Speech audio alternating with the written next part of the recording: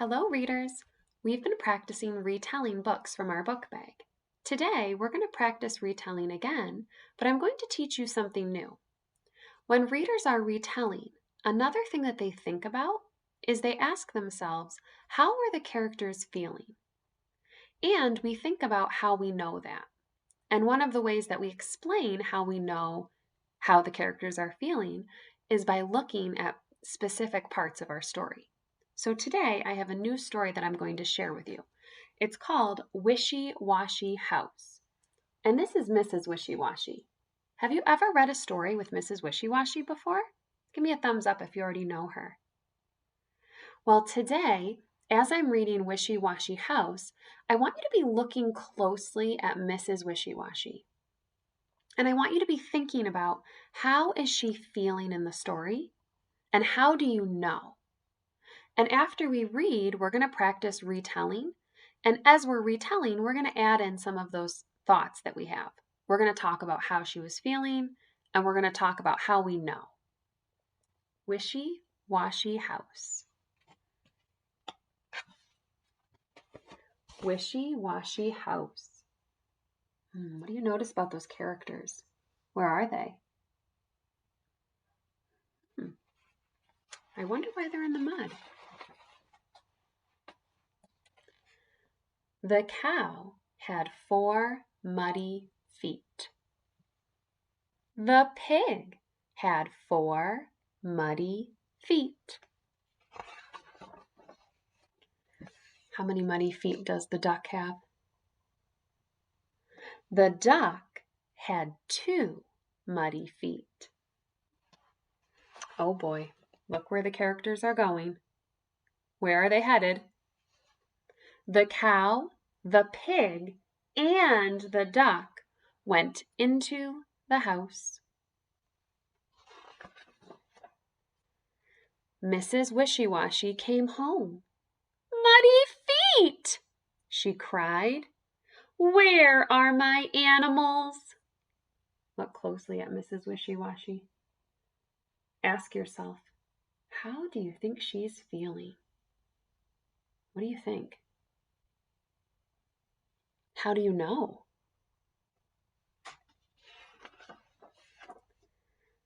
There they were, asleep on her bed. Oh my, how do you think Mrs. Wishy-Washy is feeling here? How can you tell? Look at her face. Do you notice her expression? She's got her hands up. Do you think she's feeling shocked? Do you think she was feeling surprised?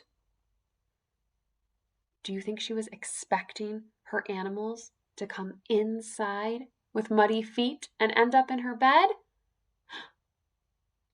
The author gives us some good clues to tell how she's feeling by the expression on her face. So when you're reading books at home in your book bag, be looking closely at the characters and the expression on their face, because that gives you some clues about how they're feeling. She's got her hand up. Her eyes are wide. Her mouth is open. That tells us that she's feeling shocked or worried or surprised.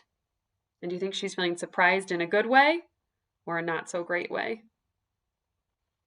All right, so readers, we talked a little bit about how Mrs. Wishy-Washy was feeling. Now we're going to retell this story. We're going to practice. And as we're retelling, we're going to add in how the characters were feeling in the story. So I want you to put on your thinking cap. Think about who the characters were. Think about where the story took place. And see if you can remember those parts from the beginning, middle, and end. And I'll pause a little as I'm retelling. When I pause, I'd like you to jump in and help me. See if you can finish some of my sentences. Are you ready? Okay, let's try it.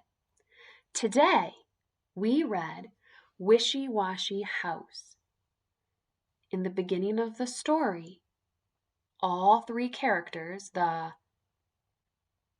cow and the pig and the duck, they all had muddy feet.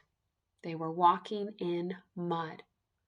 And then When their feet were all muddy, the characters walked into the house. And after the characters walked into the house, who came home?